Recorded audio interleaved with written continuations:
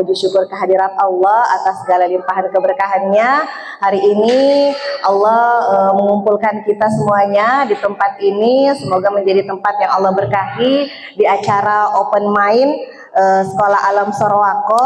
Kalau mungkin biasanya kita mengikutinya seminar, kalau sesi open mind itu dia lebih dari seminar, karena insya Allah kita akan sama-sama berdiskusi tentang sesuatu hal yang esensial dalam proses pendidikan anak kita. Insya Allah. Salam dan salawat kita kirimkan kepada qudwah kita Rasulullah Muhammad SAW, suri tauladan kita bersama dalam segala sisi kehidupan.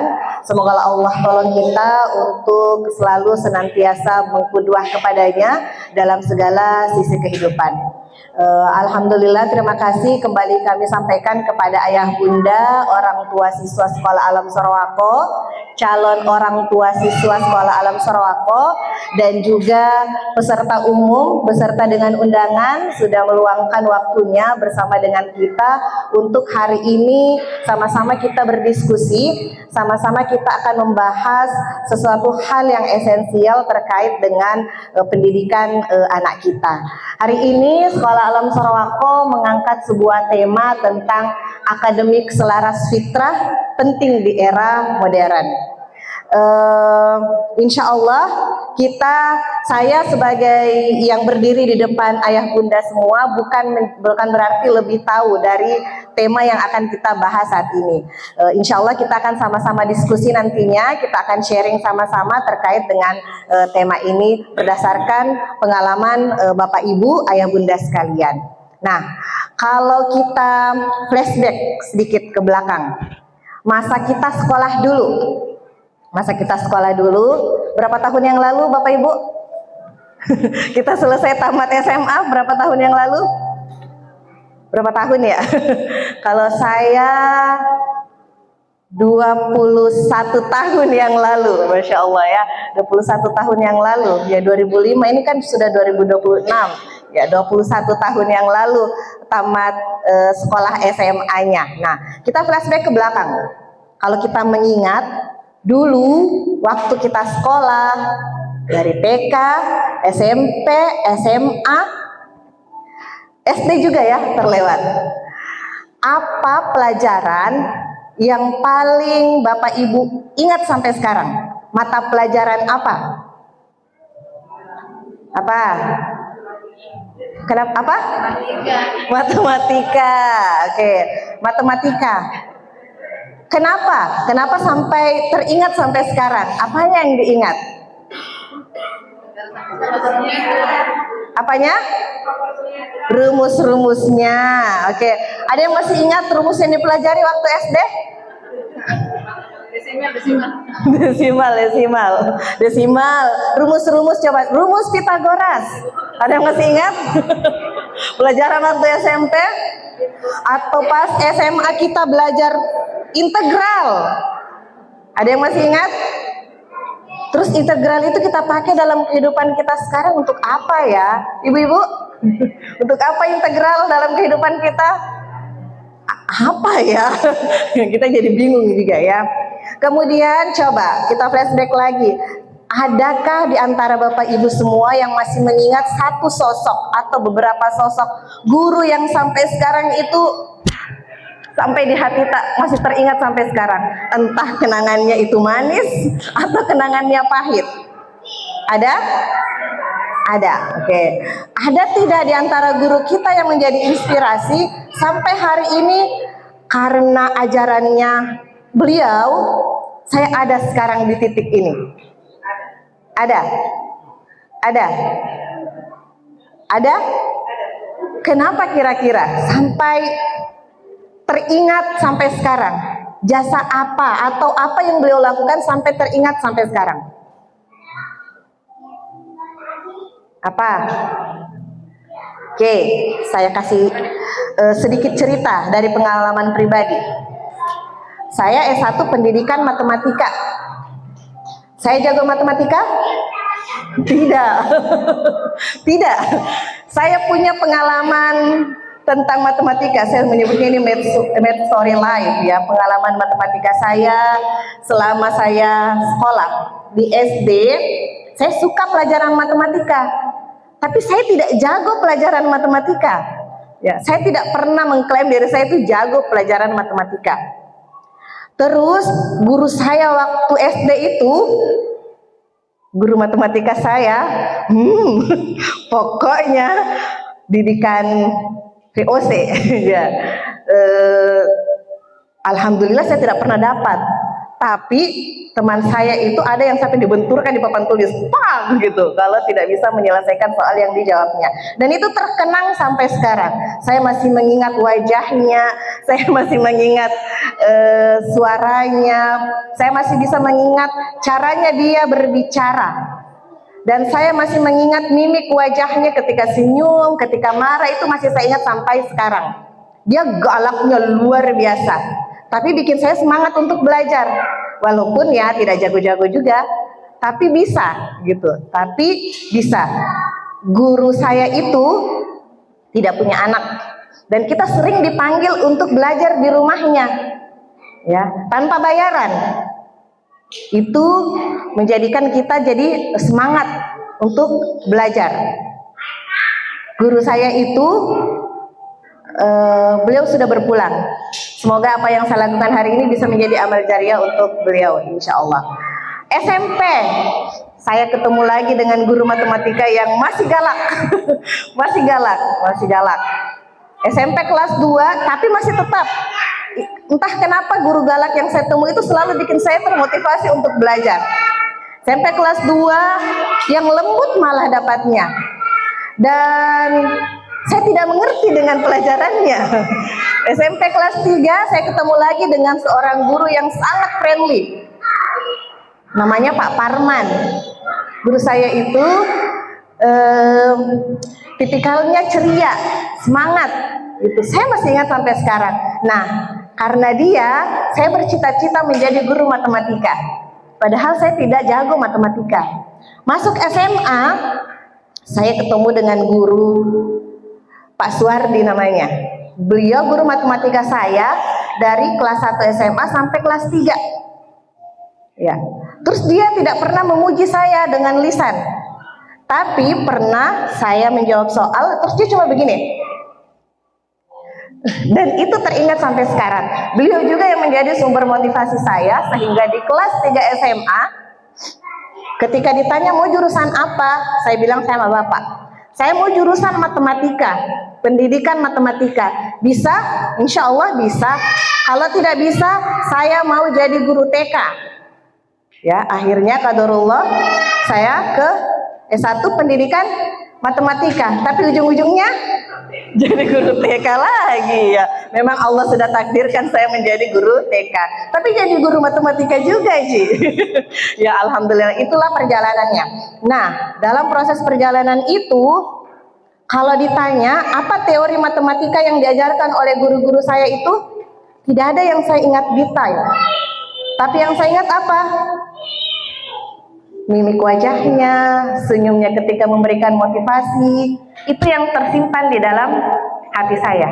Nah, ini bisa kita flashback ke belakang terhadap guru-guru kita dan bagaimana kita nantinya akan membahas tentang akademik selaras fitrah penting di era modern ini. Bapak, Ibu, Ayah, Bunda, mari kita sama-sama melihat hari ini anak kita itu ada di zaman seperti apa. Silakan Bunda, next.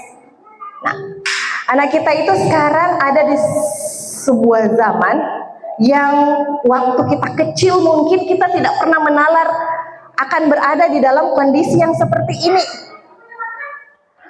HP itu bukan sekedar canggih saja sekarang, tapi sangat canggih sekali ya. Kedepannya akan semakin canggih dan semakin canggih terus.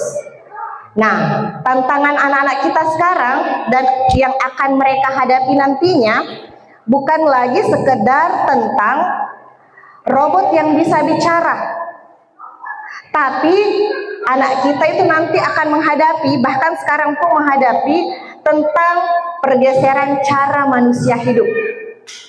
bagaimana manusia bekerja, dan bagaimana manusia berpikir. Itu sangat mempengaruhi pola aktivitas, pola kehidupan anak kita sekarang. Kalau dulu kita mau makan pisang goreng, hal paling mudah yang kita lakukan apa? Masuk ke dapur, terus kita bikin deh pisang gorengnya, ya kan?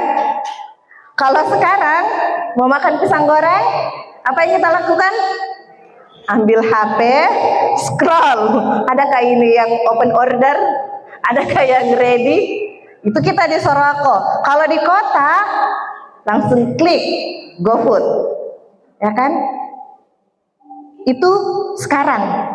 Bagaimana nanti ya? Mungkin langsung berkedip ada di depan mata. Iya. Nah, kemudian ini adalah tantangan AI dan disrupsi yang akan dihadapi oleh anak-anak kita. Ya, kalau sekarang kita sudah bisa merasakan bagaimana gejolaknya, bagaimana pergerakan kecanggihan teknologi itu yang terus-menerus, yang kayak belum kita jeda bernafas, ada lagi sesuatu yang update yang baru. Ya, kalau misalkan kita bilang, misalkan HP saja, misalkan ya, HP saya, HP jadul, ternyata menurut saya itu sudah canggih, ternyata itu sudah jadul.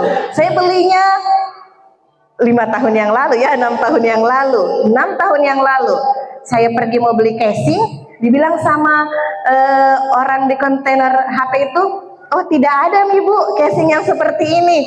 Ganti HP nih Ki. Subhanallah, sebegitu cepatnya perkembangan teknologi berkembang. Masih bagus HP-ku, walaupun mungkin kalau tombol-tombolnya itu sudah usang, tapi menurut saya itu masih layak gitu. Tapi ternyata itu jauh lebih canggih lagi di atasnya, dan di atasnya, dan di atasnya lagi. Kita berada di era yang namanya era disrupsi. Disrupsi itu perubahan yang begitu cepat. Perubahan yang begitu cepat. Ya. Sekarang saja kita merasakannya itu.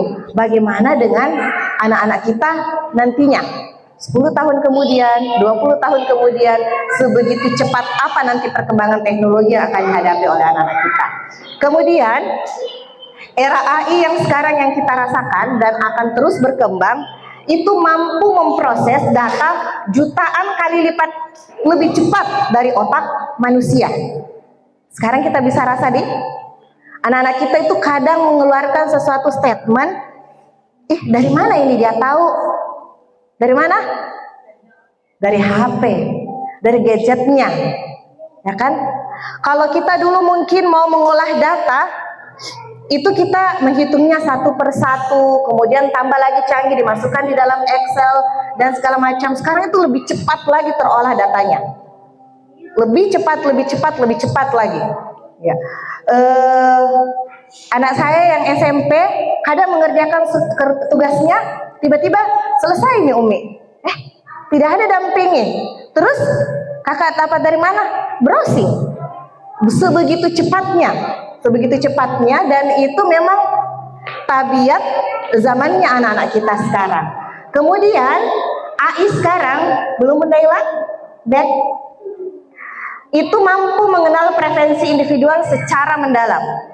Kalau kita buka medsos, terus kita hari ini klik tentang masak-masak, apa yang terjadi? Maka akan muncul terus itu konten-konten tentang masak-masak. Terus sesekali kita klik gosip artis, maka kita akan terus disajikan dengan gosip artis yang up to date. Apa gosip artis yang up to date sekarang? Gampang sekali kita akses. Tidak perlu kita menunggu tayangan infotainment di TV lagi sekarang. Tapi itu terus tersaji untuk kita. Ya, jadi apa yang kita mau seolah-olah bisa dibaca oleh kecanggihan teknologi saat ini.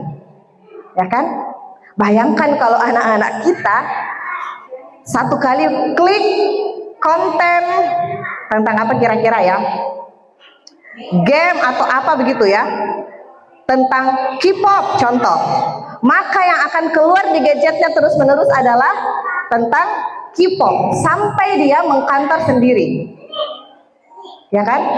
Terus bergulir, terus kayak dikasih kita, oh ini dimau, dikasih semua, sampai yang terjadi di luar negeri pun bisa. Anak-anak yang kecanduan misalkan K-pop itu kan sampai detail-detail makanan kesukaan dari idolanya bisa dia tahu, sampai sedetail-detail itu dia bisa tahu. Ambil adik kakak. Ini kabel. Iya, jadi sebegitu AI mampu mengenali preferensi individu di zaman modern ini. Seolah-olah dia menjadi, kalau anak kita lebih akrab dengan gadgetnya daripada kita, bisa jadi gadget itu lebih tahu anak kita daripada kita secara luarnya. Oke, lanjut Bunda Ila. Nah, kemudian tantangan selanjutnya itu, dulu mesin itu hanya menggantikan otot saja, fisik. Tapi sekarang AI mulai menggantikan otak. Secara administratif itu bisa sekali ya.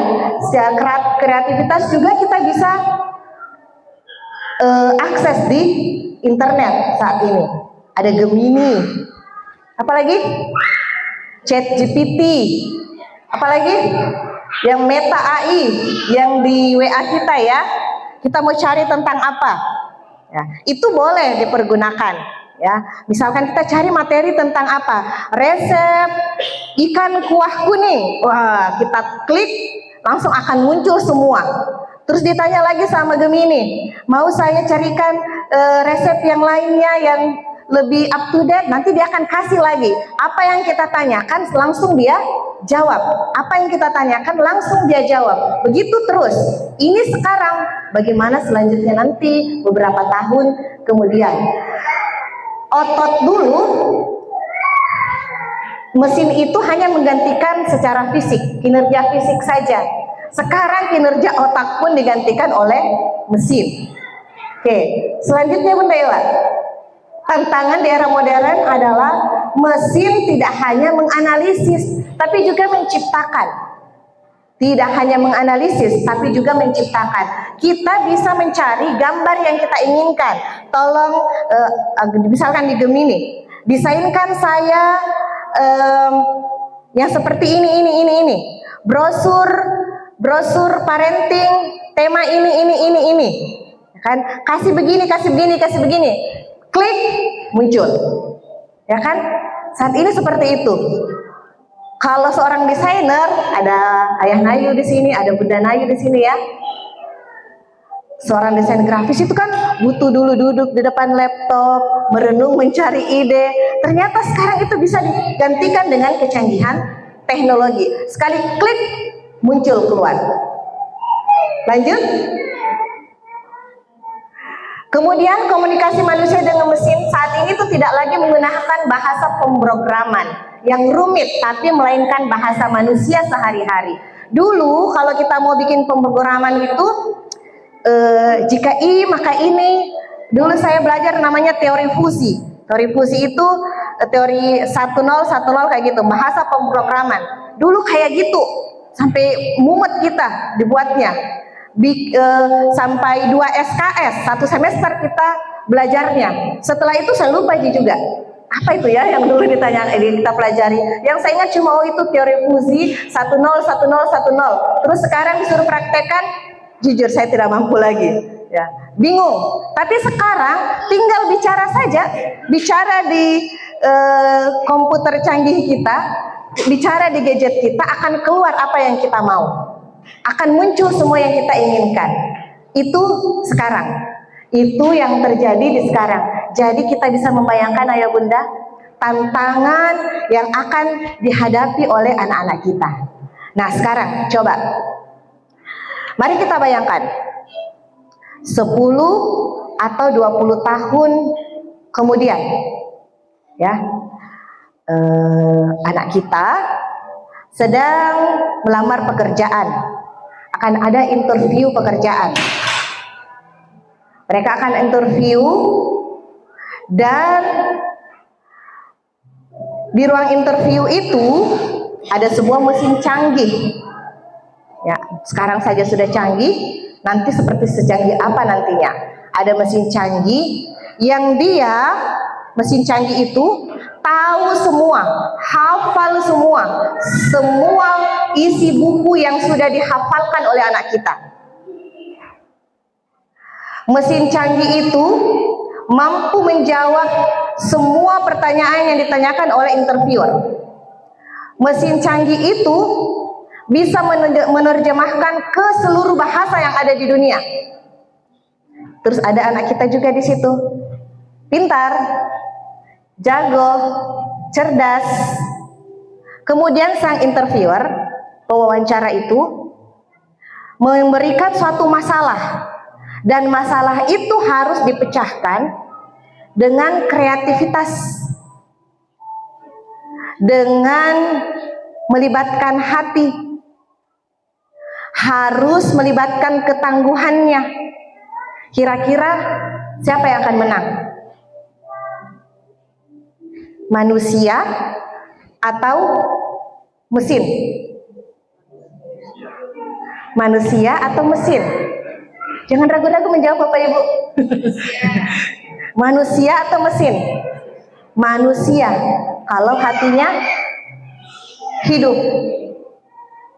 Kalau kita mau berbicara kognitif saja, anak kita, bahkan kita itu akan kalah dari mesin. Kita tidak akan bisa mampu menguasai seluruh bahasa di dunia ini. Mesin sanggup melakukannya. Kita tidak bisa menghafal detail kata per kata dari sebuah buku saja. Sebuah buku saja.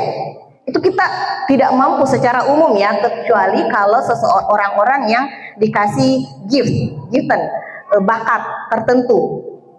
Seperti Ustadz Adi Hidayat yang bisa menghafal nomor-nomor surah di dalam Al-Quran, sudut-sudutnya sampai ditahu, itu bakat, itu giften.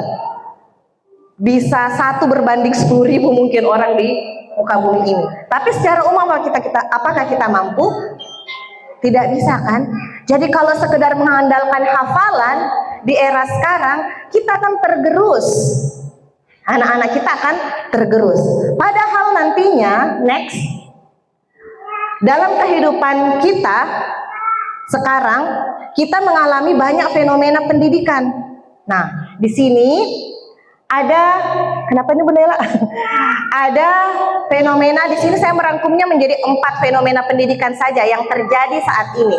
Mari kita sama-sama melihat ya Ayah Bunda. Nah, fenomena pertama ada yang namanya skolastisentris. Fenomena yang terjadi pada pendidikan saat ini pada umumnya itu adalah skolastisentris. Apa itu skolastisentris? Sekolah dipandang hanya menjadi pabrik nilai. Nilai saja, ya. Anak-anak kita belajar itu untuk apa? Untuk dapat nilai 100, untuk dapat nilai A, untuk dapat prestasi, dapat piagam, dapat penghargaan. Pola pendidikan yang skolastisentris seolah-olah menuhankan angka. Anak yang jago matematika, nilai matematikanya 90, itu dianggap lebih pintar, lebih cerdas daripada anak yang angka matematikanya mungkin 60 tapi penyayang, suka menolong. Ada yang merasakan Bapak Ibu di kehidupan anak-anaknya? Dan anak yang menang sebuah lomba dianggap lebih pintar daripada anak-anak yang tidak ikut lomba tapi rajin membersihkan, peka dengan lingkungan. Pola pendidikan yang skolastisentris itu kognitif di atas segalanya, afektif diabaikan, spiritual diabaikan. Yang penting yang di atas kertas. Ijazah itu segalanya. Dulu waktu zaman saya itu kan kita masih pakai CV namanya kalau kita melamar pekerjaan. Kurikulum vitae kita, terus dilampirkan ijazah kita. Yang cum laude itu biasanya akan mendapatkan prioritas. Dari ijazah kita kelihatan. Sekarang semakin berkembang itu orang yang kumlot seolah-olah menjamur nih di mana-mana, ya kan? Terus sekarang eranya itu kita memasukkan tidak cukup dengan CV saja, tapi dengan portofolio, ya kan? Apa ini? Pengalaman-pengalamannya, skill-skillnya yang dirasakan. Jadi kalau kita masih terjebak dengan pemikiran pendidikan yang skolaris sentris, anak kita akan tergerus. Kalau kita cuma mengandalkan sisi kognitifnya saja, mesin saja mampu mengalahkan anak kita. Untuk saat ini dan lebih-lebih lagi nanti ke depannya. Nah, pola-pola pendidikan yang skolaris sentris itu hanya mengejar nilai angka saja. Mengejar nilai angka saja. Sangat mengabaikan yang namanya proses. Ya, terserah nih bagaimana caranya, yang penting dapat A. Terserah bagaimana caranya, yang penting dapat angka 100. Pokoknya terserah dia bagaimana jungkir balik, pokoknya dia harus dapat nilai yang bagus. Ketika penerimaan raport, terus kita lihat raportnya anak-anak kita, ini kok nilai matematikanya 75, kenapa bisa? Pokoknya semester depan harus lebih tinggi daripada ini. Padahal kodok sudah jungkir balik ini anak tak belajar, sudah setengah mati nih belajar, tapi kita runtuhkan dengan seperti itu ketika kita masih dengan pola skolaris sentris. Ini yang terjadi saat ini. Skolaris sentris ini salah satu akar masalahnya adalah dari orang tua. Orang tua yang menjadikan prestasi anaknya menjadi prestise hidupnya. Orang tua yang menjadikan prestasi anaknya menjadi standar harga dirinya. Masa anaknya itu bisa, kamu tidak bisa? Malu dong, kan? Masa dia begitu? Apa nanti yang mama upload di FB? Contoh, ya kan? Itu tahu ranking 1. Ih, malu-maluku. Ih, nanti kalau pergi sama arisan ditanya cerita semua sama orang, anakku ranking ini, anakku ranking ini, anakku menang ini, anakku menang itu. Ikut lomba ini anakku, ini ikut les itu anakku. Ya. Kadang tadi skolaris sentris itu masuk ke dalam rumah dalam bentuk itu polanya. Orang tua menjadikan anaknya menjadi sumber harga dirinya. Standar penilaiannya itu dari anaknya. Kenapa kita tidak kembali ya? Kenapa bukan kita yang berjuang untuk bisa tampil juga? Apa yang bisa menjadi prestasi kita? Ya kan? Akhirnya anaknya menjadi robot prestasi dari orang tuanya. Nah, fenomena yang kedua. Saat ini fenomena yang terjadi ada yang namanya krisis karakter di balik prestasi yang baik. Ya, di balik prestasi. Anak pintar secara akademik, tapi kehilangan jati dirinya. Ya. Ehonya kayaknya. Jadi secara akademik dia pintar, tapi dia tidak punya etika, tidak punya jati diri, tidak punya nilai yang dia perjuangkan. Nah, pintar secara logika, tapi dia rapuh secara moral dan tidak tahu tujuan hidupnya. Oke, ada contoh fenomenanya yang terjadi, mahasiswa ITB yang bunuh diri. Anak ITB loh ini. Kalau anak ITB itu kira-kira secara kognitif bisa masuk ke ITB di bawah rata-rata atau di atas rata-rata? Di atas rata-rata ya. Ada Pak Rusmana di sini, alumni ITB, di atas rata-rata kecerdasannya. Iya, ini tidak bisa kita kayak ini nyaring banget. Mahasiswa ITB ini tidak bisa kita pungkiri bahwa orang ITB itu secara kognitif cerdas-cerdas. Tapi saya lupa di tahun berapa ada kasus anak ITB yang bunuh diri. Kenapa? Karena tidak bisa menghadapi tekanan. Ya kan? Dulu juga ada fenomenanya itu, saya lupa dia mahasiswa apa, yang akhirnya berhenti kuliah. Padahal sudah di ujung, sudah menyusun skripsi. Kenapa? Tidak bisa ditekan-tekan sama dosennya. Masa disuruh kita terus bolak-balik, dicoret, dikasih kembali, dicoret, kasih kembali, dicoret, dikasih kembali. Ah, sudah nih. Lebih baik saya tidak usah jadi sarjana daripada saya jadi pimpong. Kan? Secara etika moral dia tidak punya.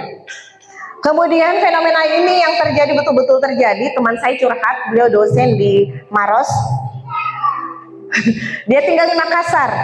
Biasanya kita dulu zaman kita yang menunggu dosen kan, ya. Terus dia masuk jam 8, setengah 8, mahasiswanya WA, Bu, ke kampus Ki hari ini, gitu. Kenapa?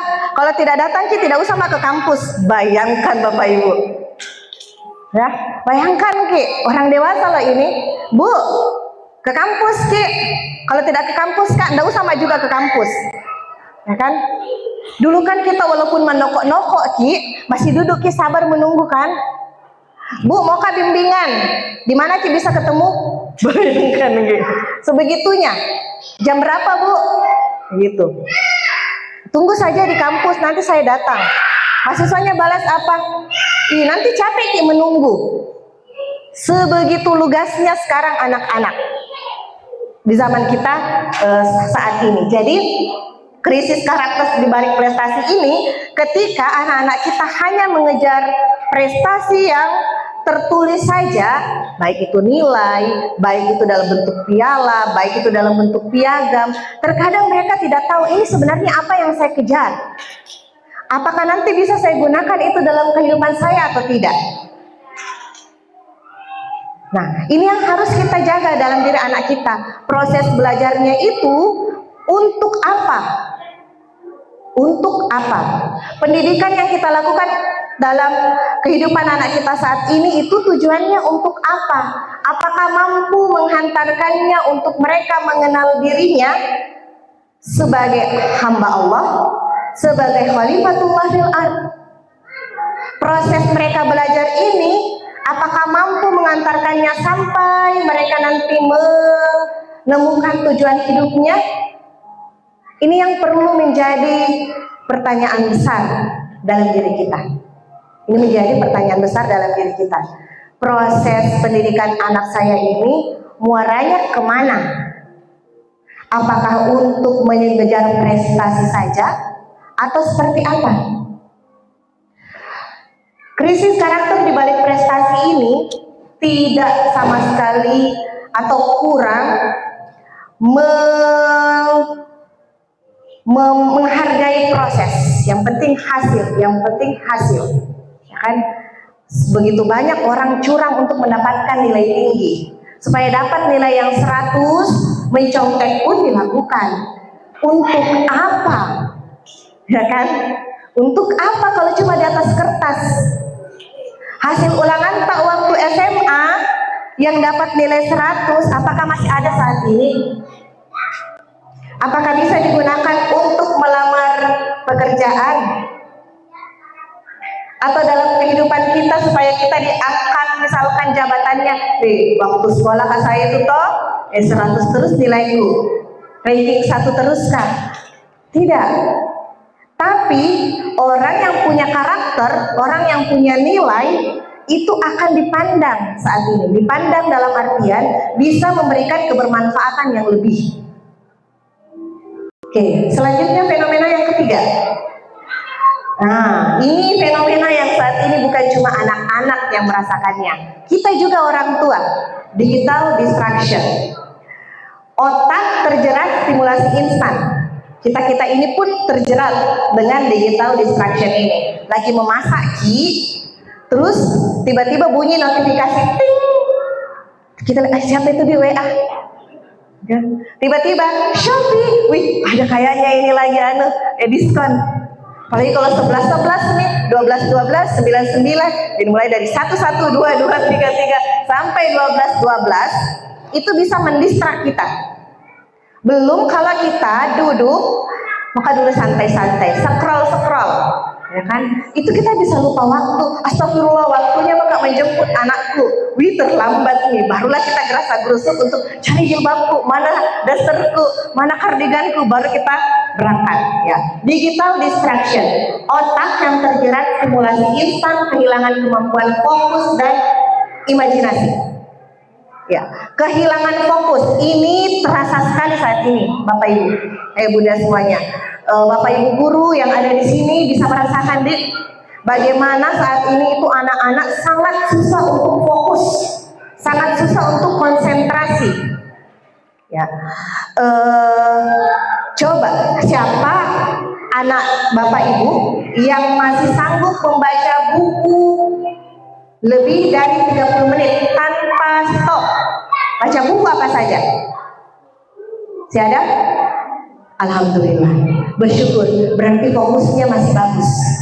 Ya, 1 jam sanggup duduk tenang membaca fokus 1 jam tanpa distrak. Masih ada? Alhamdulillah. Ya. Terus coba tanya diri kita. Coba tanya diri kita. Coba tanya gimana?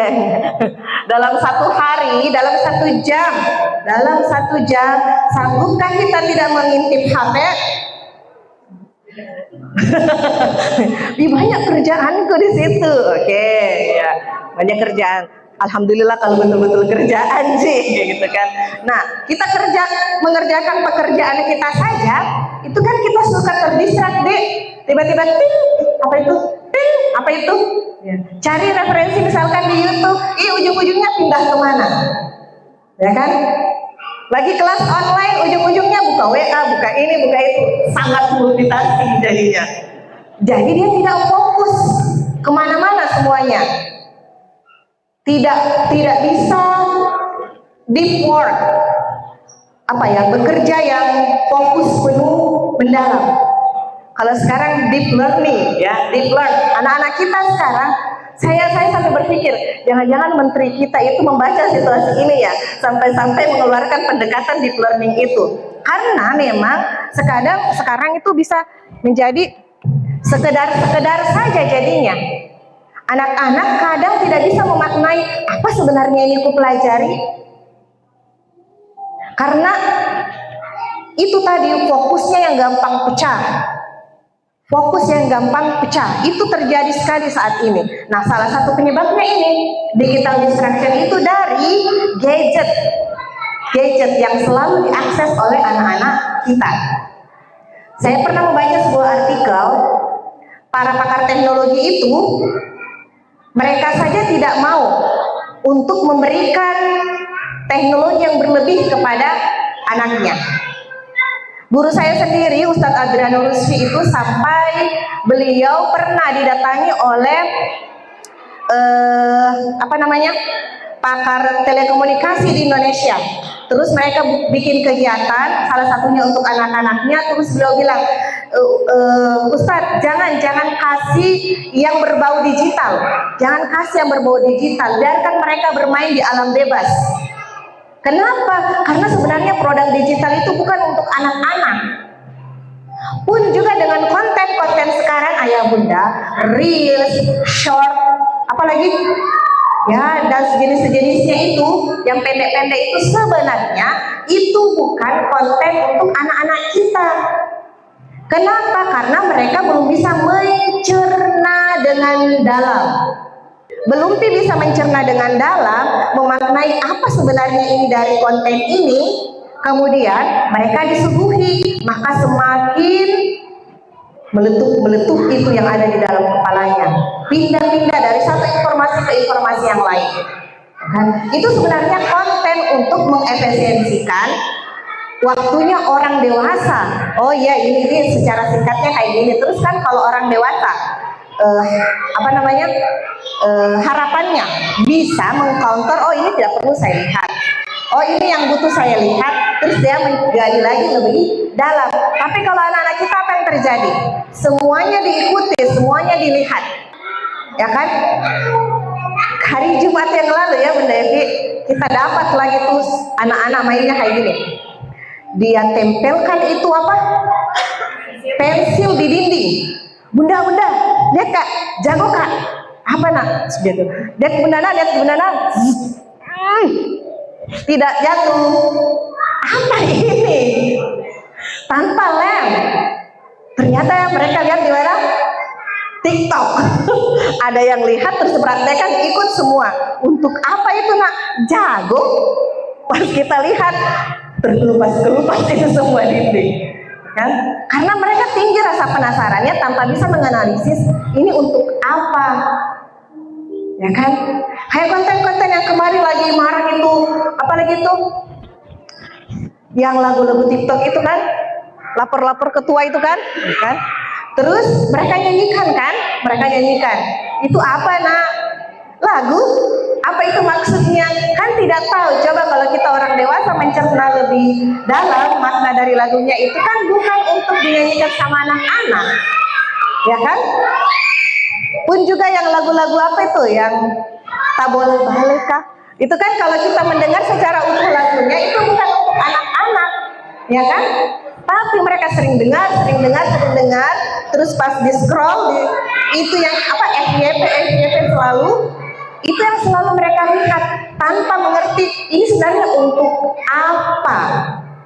Digital distraction itu sangat mengganggu fitrah belajar anak, ya kan? Sangat mengganggu fitrah belajar anak. Bahkan kita saja orang dewasa itu sangat terganggu. Kadang anak kita datang nih, mama, tunggu dulu. Atau kita tidak mendengarkan, kita sibuk scroll, ya kan? Ini nasihat untuk saya pribadi juga. Kadang kita sibuk scroll, tunggu dulu. Ya, itu fenomena yang terjadi saat ini. Bukan cuma ke anak-anak ternyata digital distraction-nya, kita pun ke orang tua. Kalau di sekolah Surabaya itu saya sampai bilang sama bunda-bunda, boleh pegang HP saat kita beraktivitas belajar, tapi gunakan secukupnya. Jangan buka konten-konten yang tidak terkait dengan aktivitas belajar anak-anak. Boleh dibuka untuk dokumentasi, karena itu keperluan kita untuk mendokumentasikan aktivitas anak-anak. Atau mungkin kita cari bahan belajar, boleh. Tapi di luar itu jangan, supaya kita bisa mindfulness, ya, hadir seutuhnya mendampingi aktivitas anak-anak kita. Lanjut, Nela. Nah, kemudian terakhir, ini yang paling penting ya, ini terasa banget sama anak kita juga. Tingginya tingkat stres dan burnout. Bukan sekedar stres sekarang anak-anak kita. Ya, ini fenomena yang terjadi saat ini. Semakin canggih di teknologi, semakin banyak itu yang harus dipelajari oleh anak-anak kita. Entahlah itu TK, SD, SMP sampai SMA. Kayak semakin banyak itu sajian materi yang harus mereka pelajari. Semakin banyak yang harus masuk di dalam otak mereka. Apa yang terjadi? Stres mereka. Masih mending kalau cuma stres. Stres itu kayak tekanan di awal saja, aduh pusing dengan menghadapi ritme pelajarannya, pusing dengan tugas-tugasnya, pusing dengan materi-materinya, itu masih biasa saja. Tapi kalau sudah sampai di burnout, itu stres yang akut. Stres yang akut yang bisa menjadikan anak-anak kita benci dengan sekolah, benci belajar, benci dengan mata pelajaran tertentu, tidak mau lagi bereksplorasi, akhirnya mager. Kita pikir malas mereka, ternyata mereka stres, ya, stres karena tuntutan pendidikan yang sudah melampaui kapasitas usianya. Anak TK dipaksa calistung, belum masanya. Anak TK itu masanya bermain, menguatkan otot-otot motoriknya. Dipaksa calistung, pusing mereka.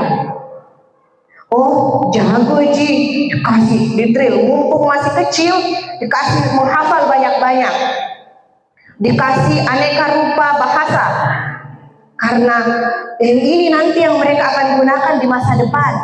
Hati-hati ya bunda, kita sibuk mempersiapkan masa depannya anak kita, terus kita lupa menyiapkan anak kita menghadapi masa depannya. Sibuk sekali kita, nanti itu tambah canggih, berarti anakku harus belajar A, belajar B, belajar C, belajar D, harus menguasai minimal 2 bahasa, ya. Bahasa Inggris, sekarang harus baca Mandarin lagi, karena ini semakin globalisasi kita ini semakin terbuka. Kita sudah menjadi masyarakat dunia sekarang, bukan sekedar masyarakat Indonesia saja, bukan sekedar masyarakat di Asia saja, tapi sampai ke dunia ini kayak terbuka nih semua pintu-pintu. Berarti anakku harus jago ini, harus jago IT, saya harus kursuskan A, kursuskan B, kursuskan C. Ya, biarkan mereka ya Bunda ya, anggap itu adalah iklan. Pokoknya harus ini, karena nanti kalau tidak mereka akan tergerus. Terus kita lupa menyiapkan manusianya. Mereka lelah di awal, sampai media masanya harus belajar, sudah mogok. Sering itu terjadi. Anak kita usia TK, usia SD ini masih manis-manis banget ini. Diarahkan disuruh pergi begini mau, disuruh begini mau, dikasih les ini mau, dikasih itu mau. Ya, dipaksa-paksa dikit nurut ji. Sampai usia 4, 5, 6 dan ke atas berontak mereka. Capek, lelah hayati. Capek, stres mereka, bukan cuma stres, burnout. Kondisi mentalnya itu tidak baik-baik saja ya Bunda. Tiba-tiba dulu yang ceria jadi pendiam. Tiba-tiba dulu yang rajin terus jadi mogok. Ini fenomenanya banyak sekali. Ditekan di awal, terus kita mau harap apa di akhir. Kalau dalam proses pendidikan berbasis fitrah, semua ada tahapannya. Itu yang harus kita ikuti, tahapan-tahapan itu. Tidak ada yang namanya lebih cepat, lebih baik, tapi sesuai dengan tahapannya. Kasihan banget kan, kalau di kondisi yang anak kita sudah harusnya mulai berkontribusi, tapi akhirnya tidak bisa berkontribusi karena sudah stres dari awal. Nah, kita butuh untuk melihat fenomena ini semua sebagai sesuatu wawasan untuk dalam mendampingi proses bertumbuhnya anak kita. Kita tidak bisa menutup mata. Bisa jadi ini terjadi pada diri kita, terjadi pada diri anak-anak kita.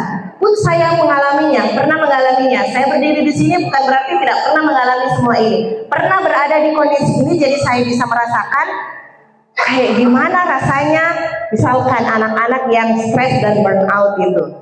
Contohnya, dalam kehidupan saya mengalami, saya merasakan seperti dan melihat fenomena anak-anak yang krisis karakter di balik prestasinya.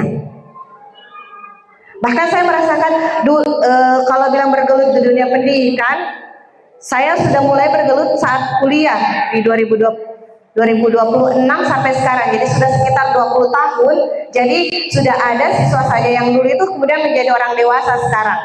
Anak-anak yang kelihatan biasa saja dulu itu yang lebih menyapa kita saat ini, bisa lebih mengingat kita dibanding yang dulu cerdas. Tapi tidak semuanya.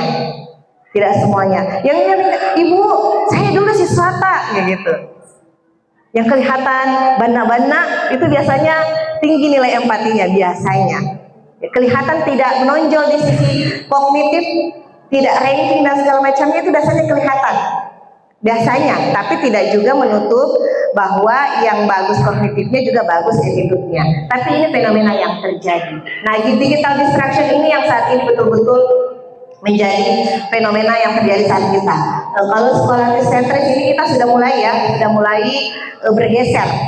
bergeser ke pemahaman bahwa kita tidak sekedar di hasil saja, tapi di proses. Tapi ternyata sekarang pun walaupun sudah mulai bergeser ke pemahaman yang menyeluruh, masih ada juga yang seperti itu, ya, tanpa kita sadari. Tidak mengejar di atas kertas, tapi mengejarnya di prestasi. Sangat bangga ketika anaknya berprestasi, tapi tidak menghargai prosesnya. Lanjut Bunda. Nah, jam berapa Bunda? Tolong saya diingatkan ya.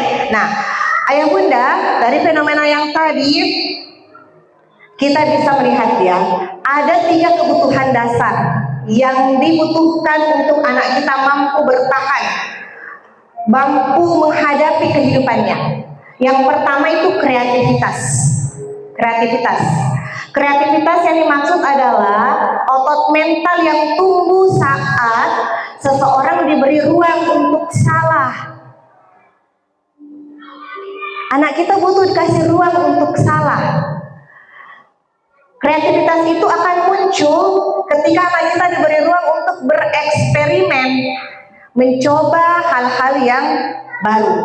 Anak kita itu kreativitasnya akan tumbuh ketika kita beri mereka ruang untuk mengeksplorasi rasa ingin tahunya. Karena sesungguhnya kita itu adalah pembelajar sejati. Rasa ingin tahu kita itu adalah fitrah belajarnya kita yang sering di-cut dari kecil, sudah di setting, ya kan? Nah, kita mau gambar anak TK, mau gambar bunga, daun warna ungu, salah nak, daun itu warna hijau. Padahal dalam imajinasinya itu cantiknya itu kalau daun warna ungu. Memang salah, nggak ada yang salah kan? Ternyata ada daun Miana yang warna ungu, ya kan?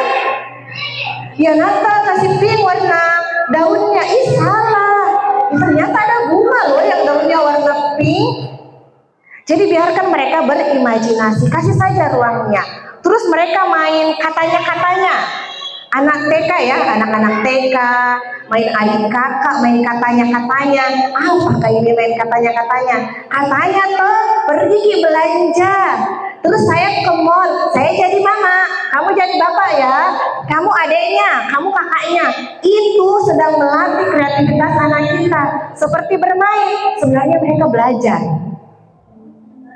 Katanya toh, anak-anak kita itu ketika kita kasih ruang untuk bereksplorasi, mereka akan belajar walaupun alat mainnya minim, tapi dia tidak akan kekurangan permainan.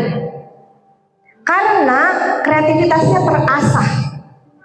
Apa ini mainan yang cuma segini? Itu bisa menjadi macam-macam untuk anak kita. Ya kan? Cuma puzzle, bisa jadi gedung, bisa menjadi apa yang mereka bikin. Ketika kita kasih mereka ruang, yang terjadi ketika kreativitas ini di-cut, tidak akan muncul ayah bunda. Padahal ini nantinya akan mereka butuhkan dalam kehidupan nantinya. Kalau cuma sekedar mengandalkan kemampuan mereka menghafal, kemampuan kognitif mereka, teori saja, mereka akan tergerus nanti di zamannya. Karena yang dibutuhkan adalah orang-orang yang kreatif. Dan kreativitas itu harus dihidupkan dari hati. Harus hatinya yang hidup. Nah, kemudian yang kedua yang sangat dibutuhkan oleh anak kita nanti di masa depan adalah empati. Mesin bisa mengeluarkan definisi empati adalah cara-cara empati, kata-kata yang mengungkapkan rasa empati. Tapi apakah hatinya hidup? Apakah mesin punya kepekaan hati? Anak kita yang punya. Jadi kalau kita kasih ruang mereka untuk dia mampu melihat dalam sisi kehidupannya, terhubung dengan kehidupannya, itu bisa menumbuhkan empatinya. Ini caranya kita menumbuhkan empati kepada anak-anak kita itu adalah dengan melibatkannya dalam kehidupan sosialnya. Pernah saya ditanya, kenapa anak sekolah alam itu suka pergi ke pasar? Dikit-dikit dia ada lagi di sana jalan, dikit-dikit ada di sana jalan. Kami sedang melatih empatinya, kami sedang mengasah rasanya. Ya, karena empati itu kemampuan resonansi emosional, ayah bunda, hubungan dari hati ke hati. Tiba-tiba kita diam. Kayaknya ada salahku ini. Marah bunda, berarti empatinya jalan. Kenapa itu dik? Meringis bunda, sakit ke? Hanya anak-anak yang punya empati yang bisa merasakan itu. Ya ada sesuatu yang salah ini. Nah, empati itu sangat digunakan dalam kehidupan sosial nyata anak-anak kita nantinya. Mereka tidak hidup dengan mesin. Mereka masih harus terhubung dengan manusia. Secanggih apapun teknologi nantinya, anak kita itu butuh dengan manusia. Kurang bahagia apa Adam di surga? Kalau kita dari sisi agama kita nih, Mau apapun Nabi Adam di surga ada.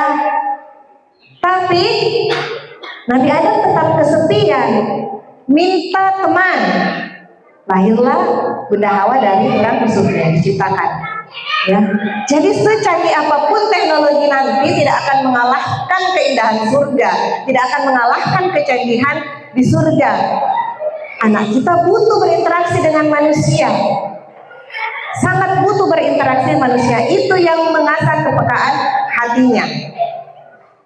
Kita ajak anak kita, kalau anak kita di sini lagi lari-larian tidak apa-apa ya Bunda ya, mereka lagi mengasah kepekaan hatinya. Daripada kita kasih gadget mereka duduk, dia tidak merasa, oh ternyata ada temanku tadi yang berbaju kuning ya, oh itu tadi temanku datang ternyata.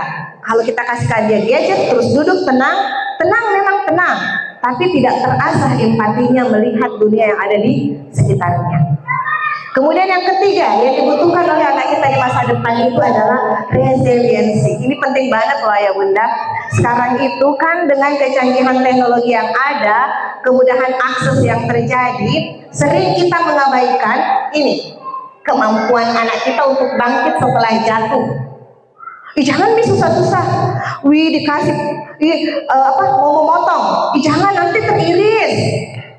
Jatuh ki kudu anakku, stop jangan dimanjat lagi, jatuh ki lagi. Padahal itu penting, kemampuan untuk bangkit setelah jatuh. Itu seperti sistem imun yang harus dikasih sedikit demi sedikit sesuai dengan kadarnya. Kan?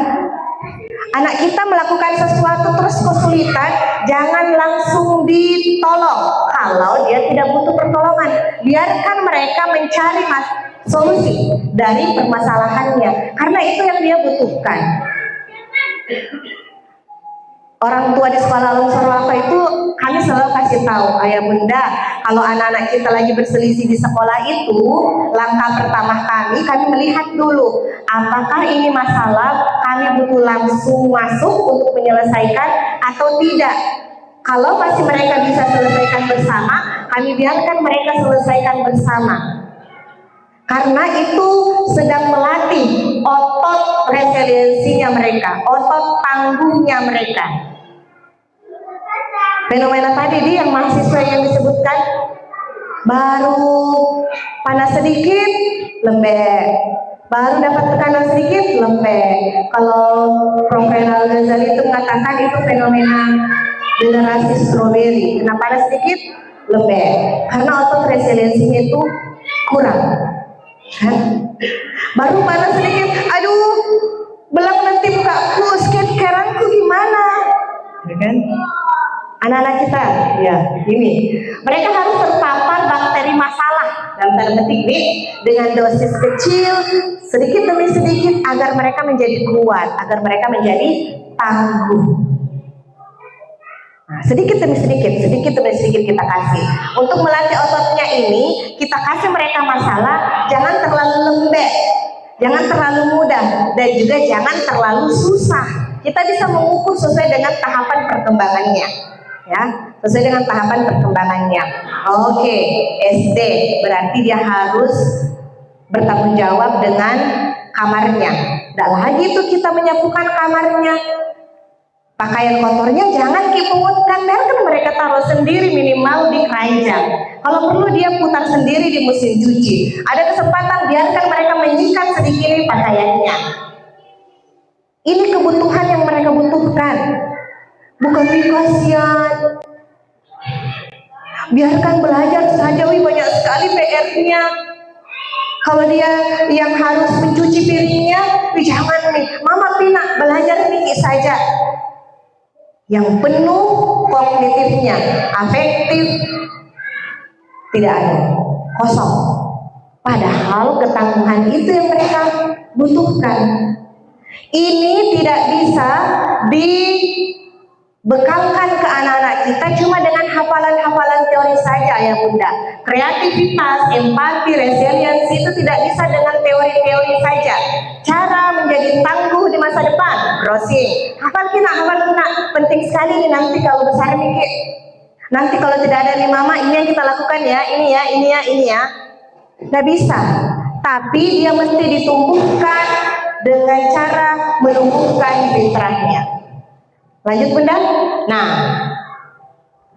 kalau tadi skolastis sentris itu dia hanya berpusat pada kognitif. Nah, kalau pendidikan berbasis fitrah itu melihat secara utuh manusia itu seperti apa. Ini anak kita sebenarnya siapa? Ini yang butuh untuk kita pahami. Siapakah sebenarnya itu anak kita, dan kita akan bawa kemana mereka? Lanjut Bunda. Nah, ini dalam pendidikan berbasis fitrah itu pendidikan yang dia merawat dan menumbuhkan potensi bawaan atau built-in yang sudah ada pada setiap anak sejak lahir. Dalam pendidikan berbasis fitrah tidak menganut yang namanya tabula rasa. Dalam pendidikan berbasis fitrah kita tidak menganut yang namanya anak adalah kertas kosong. Tidak. Yang bebas untuk kita tulisi apa, bukan. Tapi dalam konsep pendidikan berbasis fitrah, anak kita itu adalah benih, ibaratnya benih yang membawa potensi-potensi fitrahnya. Tugas kita adalah merawat dan menumbuhkan fitrah itu. Allah menciptakan kita, menciptakan anak-anak kita itu tidak kosongan. Allah menciptakan kita dan anak-anak kita itu seperangkat dengan modal yang Allah kasih untuk kita untuk menjadi hamba. Allah kasih seperangkat modal yang kita gunakan untuk kita menjadi khalifatullah fil ard. Ada modal yang Allah kasih kepada kita. Tidak kosongan kita lahir. Kita bisa mengkajinya di ayat-ayat di dalam Al-Quran. Tidak kosongan kita hadir. Kita bukan kayak kertas putih yang bebas dicoreti oleh kita orang dewasa kepada anak-anak kita. Tidak. Anak kita punya potensi fitrahnya sendiri. Kita juga punya potensi fitrah kita juga masing-masing. Nah, dalam pendidikan berbasis fitrah ada 3 pilar utamanya. Silakan Bunda Ila. Pertama adalah fitrah keimanan, kemudian fitrah bakat, dan fitrah perkembangan. Ini secara umum ada 3 pilarnya. Kalau kita merujuk ke pendidikan berbasis fitrah based education oleh Ustadz Haris Santosa, itu dikaji menjadi 8 aspek fitrah. Saat ini kita melihat dari 3 aspek ini saja dulu. Ini penting, ini pilar dalam proses pendidikan berbasis fitrah. Fitrah iman yang menjadi core seluruh pilar-pilar fitrah yang ada di dalam diri kita. Tidak ada artinya kita jago A, B, C, D kalau kita tidak menghamba kepada Allah. Fitrah iman ini, next Bunda, kita menumbuhkan ya Ayah Bunda, keyakinan anak kita, keyakinan diri kita sebagai kepada Sang Pencipta. Kita menumbuhkan keyakinan terhadap kebaikan-kebaikan Islam. Kita menumbuhkan keyakinan terhadap kebaikan-kebaikan dalam kehidupan kita. Fitrah iman bukan cuma sekedar iman kepada Allah, iman kepada Rasulullah dan seterusnya. Tapi fitrah iman itu mencakup seluruh kebaikan yang kita lakukan.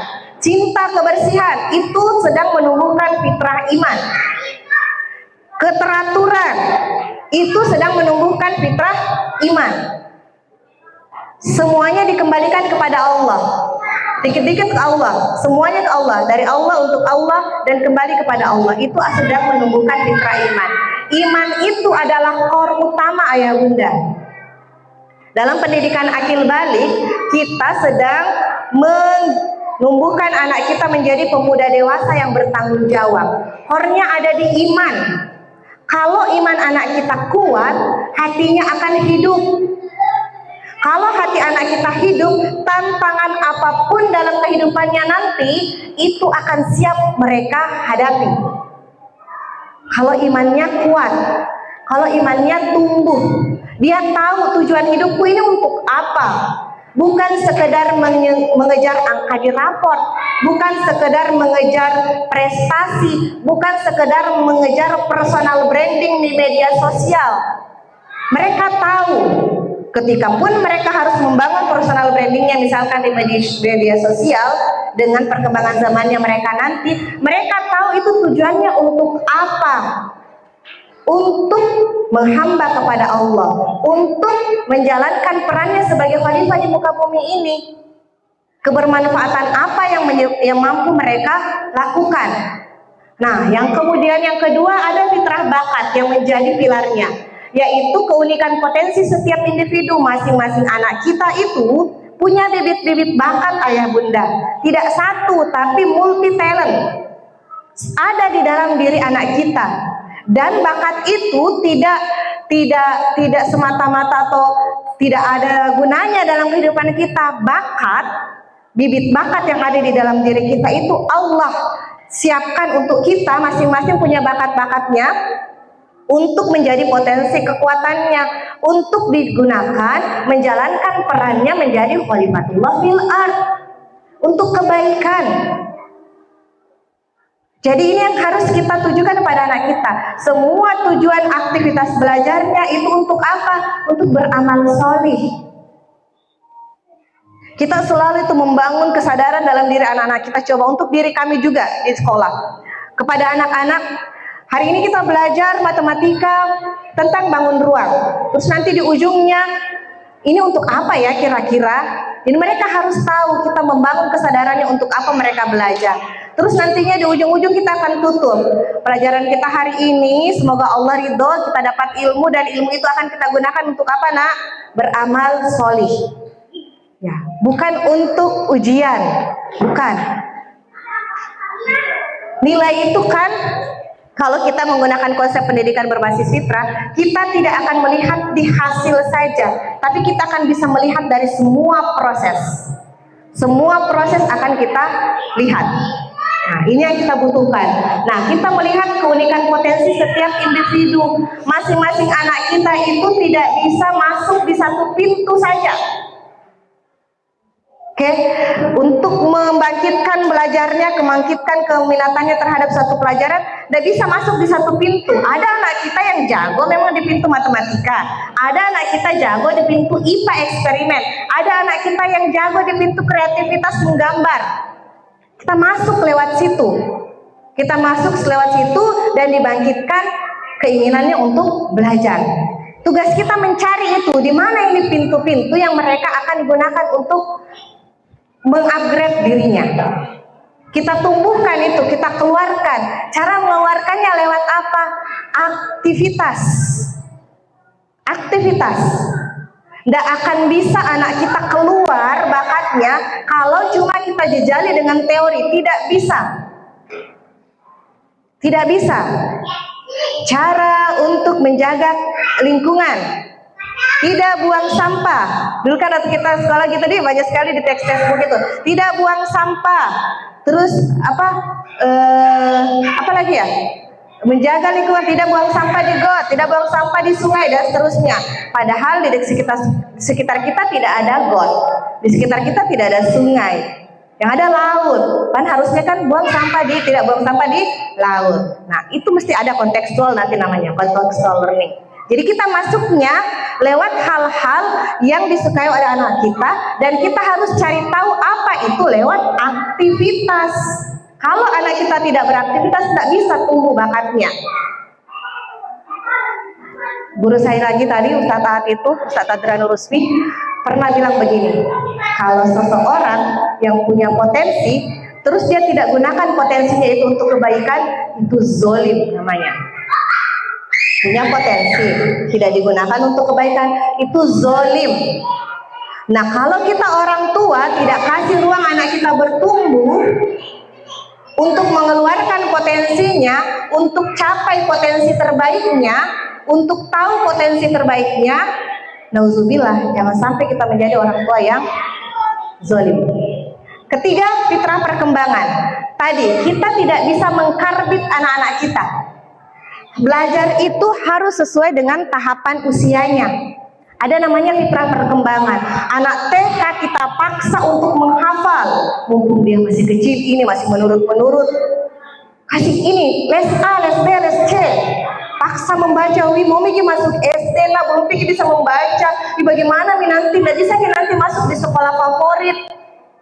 Terus kita drill, nurut, bisa sih membaca, tapi kecintaannya terhadap membaca itu, usia SD, libur sekolah, libur membaca. Libur sekolah, tutup buku, simpan tas, pokoknya tidak mau lihat-lihat buku lagi. Tamat SD, di jeda-jeda itu kan, untuk masuk SD ke SMP, itu kan banyak waktu yang kosong dalam artian tidak sekolah nih, tidak ada nih kegiatannya di sekolah. Anak-anak yang tidak tumbuh fitrah belajarnya mati gaya, tidak tahu ini mau ngapain ki, nonton nih terus, scroll nih terus. Tapi ketika anak-anak tumbuh fitrah belajarnya, dia akan mau coba masa ini deh, mau coba ke sana deh, mau ke sini deh, mau pergi memancing, mau pergi ini, keluar semua ide-idenya, tidak mati gaya. Makanya kita butuh untuk paham bagaimana tahap perkembangan anak kita. Kita jangan sampai menciptakan generasi prematur, belum harusnya, terus kita paksa dia lahir. Misalnya tersinggung ayah bunda yang melahirkan prematur, bunda-bunda yang melahirkan prematur nih, ya. Kalau prematur itu anak bayi lahir, alhamdulillah kan biasanya supaya untuk menjaga dia bisa masuk ke dunia kehidupan yang baru, kayak ada pematangan paru lah, apalah itu kan dikasih ya.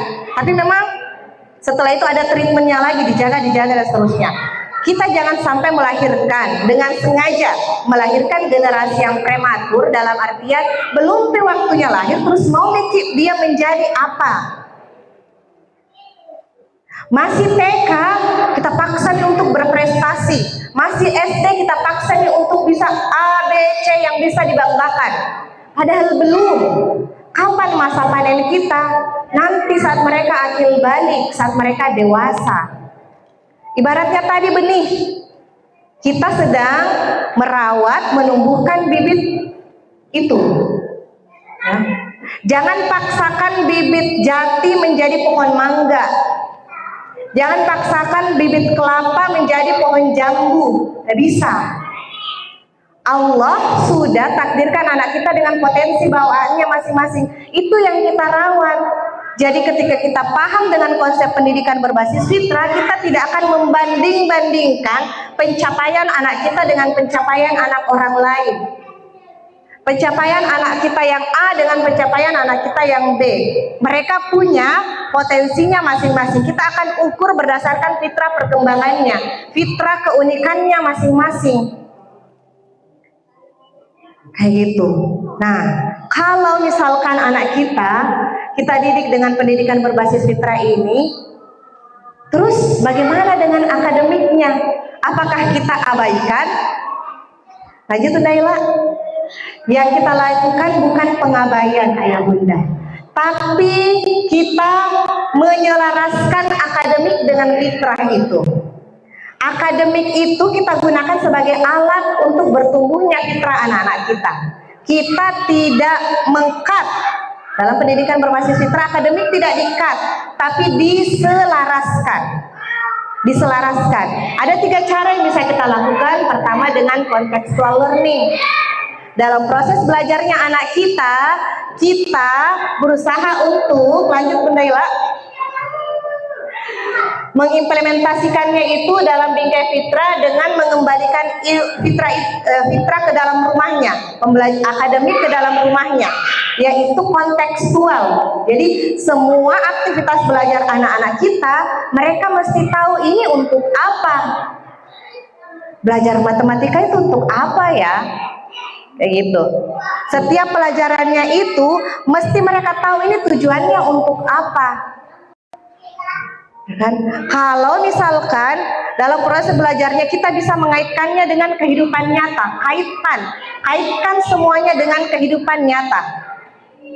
Ya, kita membangun generasi Islam itu di realitas yang alami. Nah, sini caranya itu dengan kehidupan di alam semesta. Jadi rumah aslinya pembelajaran itu ya pembelajaran yang kontekstual, yang nyata mereka lakukan. Bagaimana caranya menghormati orang? Kita uji adab mereka dengan bertemu dengan orang yang lebih tua. Gitu. Dalam pelajaran-pelajarannya kita mencoba untuk mengkontekstualkannya, artinya menyentuhkannya dengan kehidupan nyata. Menyentuhkannya kehidupan nyata, apalagi untuk anak-anak kita yang usia TK, anak kita yang usia SD. Kalau usia SMP kan sudah mulai bisa bernalar ya, lebih kompleks lagi.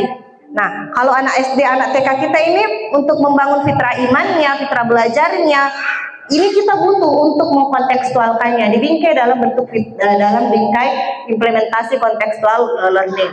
Pembelajaran yang kontekstual, yang nyata yang mereka lihat. Kita paksa anak kita belajar tentang kereta api contohnya.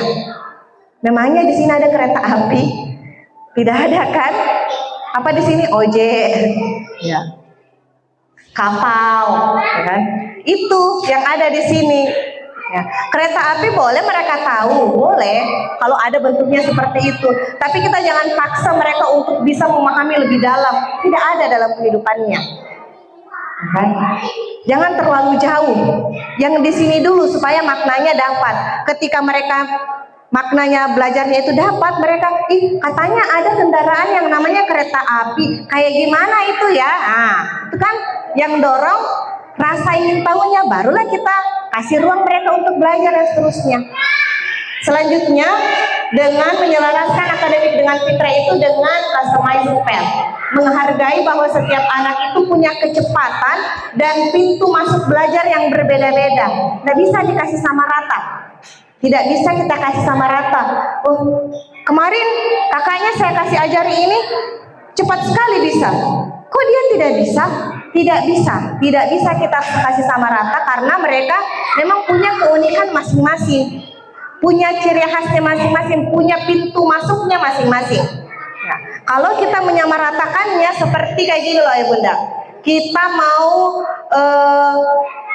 mengajari kura-kura, monyet, ular, gajah untuk lomba manjat pohon.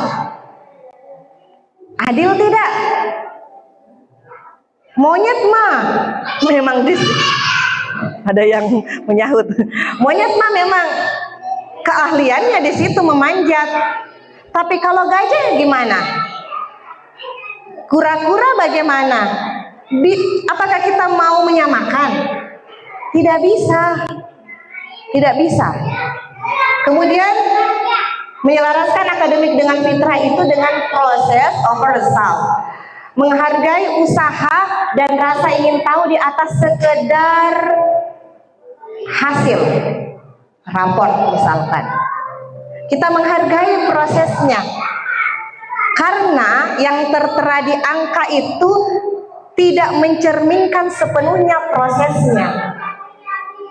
Jadi kita jangan terpaku sekali dengan angka-angka di raport saja, nilai-nilai di atas kertas saja, tapi ada proses yang mereka lalui, itu yang kita lihat. Itu yang kita lihat. Hasilnya itu adalah bonus kalau memang sesuai dengan maunya kita. Tapi percayalah ya Bunda, walaupun misalkan anak kita ikut lomba, kelihatannya kalah, sesungguhnya dia menang sudah melewati prosesnya. Itu yang kita apresiasi. Kalah Tommy kodong, terus kita tidak apresiasi nih juga, disalah-salahkan lagi. Harusnya begini, harusnya begitu. Apa tidak stres anak kita? Coba kita berada di posisi itu. Ngaruh nih, ya kan? Mencak-mencak lah kita. Coba dia jadi saya, kan? Kita pun juga harus berada di situ. Coba ya kita posisikan, kalau saya jadi anakku ini kayak gimana ya rasanya, kayak gitu. Nah ini ya, jadi dalam pendidikan berbasis fitrah akademik itu bukan dihilangkan, tapi diselaraskan. Diselaraskan dalam proses pendidikan anak-anak kita. Lanjut. Nah, kita bisa melihat ayah bunda, ini ada tabel perbandingan. Ketika kita menerapkan pendidikan berbasis fitrah atau kita menerapkan pendidikan yang skolatis sentris. Nah, untuk pendidikan, untuk aspek motivasi kita bisa melihat ayah bunda di sini. Kalau pendekatan skolatis sentris, motivasinya itu bisa dari luar Ji, untuk dapat hadiah, untuk dapat pengakuan, untuk dapat nilai, takut dihukum, atau biar dia dapatkan hadiah yang besar, kemudian nanti dapat nilai yang tinggi. Itu motivasinya dari luar, eksternal. Tapi kalau kita menerapkan pendidikan berbasis fitrah yang menyeluruh, maka rasa ingin tahu itu yang akan membangkitkan motivasi belajar mereka. Saya mau belajar ini, saya mau belajar itu. Nah, itu kenapa, Dik? Ini kenapa, Dik? Saya dapat pengalaman pribadi kemarin, 2 hari yang lalu ya. Tiba-tiba saya ditanya sama anak saya, Umi, ada betulan kak itu pakis ekor monyet? Hah, apa lagi itu pakis ekor monyet? Sepertinya ada, saya tidak tahu itu apakah ada atau tidak. Sepertinya ada. Di mana Ki itu tahu pakis ekor monyet? Umi belum pernah tahu. Di buku. Dia baca bukunya Terelie, terus di situ ada disebut tentang pakis ekor monyet. Bisa jadi ada, Mas, bisa jadi ada. Nantilah kita cari tahu, kan? Bangkit rasa ingin tahunya. Adakah itu pakis ekor monyet? Nah, terus kan pakis yang selama ini dia lihat itu yang pakis biasa saja. Apakah itu pakis ekor monyet? Itu kan dia akan mencari tahu. Ya, itu satu contoh kecil. Kemudian dia pernah juga habis wawancara dengan Pak Laujiha tentang besi, apa itu ya? Yang besi, sejarah besi. Terus setelah itu masuk ke pelajaran IPS kita di sekolah tentang kebudayaan Indonesia. Langsung dia pilih, saya alat senjata tradisional. Maka dia browsinglah semua senjata-senjata tradisional, termasuk senjata tradisionalnya orang Luwu yang dia lihat waktu jelajah wilayah. Terus di mana? Di rumah adat itu ada di situ, di Pajang. Rumah adat yang di Palopo. Maka terkait-kait semua yang dia baca, yang dia lihat, yang dia dengarkan dari wawancara dari tokoh masyarakat. Itu kalau saya berpikir, bukan berarti karena dia anak saya kemudian saya berbicara seperti ini ya Bunda. Berarti memang rasa ingin tahunya dari dalam.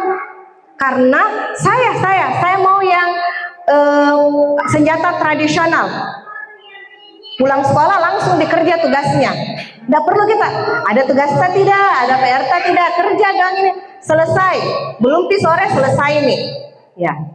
Karena rasa ingin tahu yang muncul itu, rasa ingin tahu yang muncul dari dirinya sendiri. Kayak kita kayak Bunda, ketika kita mau belajar sesuatu yang kita gue banget, pasti kita kejar-kejar kan? Bahkan harus keluar biaya pun kita akan keluarkan biaya kalau kita memang butuh dengan ilmu itu.